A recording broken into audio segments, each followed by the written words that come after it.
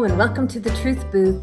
Welcome to our 2 minutes in it, where we're going to jump into Proverbs just for 2 minutes and give us something to contemplate for the rest of the day. Hey, and remember, you don't need to be watching this. You could just listen to it. So if you're too busy to stop for 2 minutes and watch, just listen to it and you'll be fine.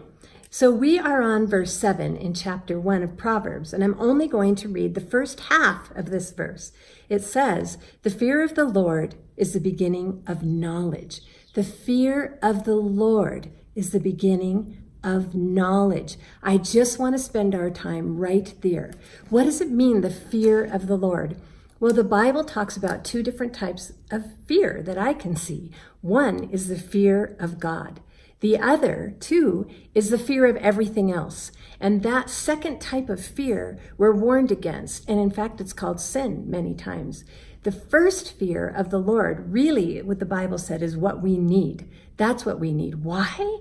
Because the fear of the Lord, as the Bible talks about it, is this wonder and awe and knowledge of who He is that puts us immediately in our place as His creation and puts Him in His proper place as the Almighty God with this amazing plan of salvation for our lives. This God of mercy, this God of justice. It's recognizing who He is. So Proverbs says, the fear of the Lord is the beginning of knowledge. If we can begin to understand who He is, that's the beginning of knowledge, because we are then going to begin to understand everything else that we need to know. Later in Proverbs, we read, "Whoever fears the Lord has a secure fortress, and for their children it will be a refuge."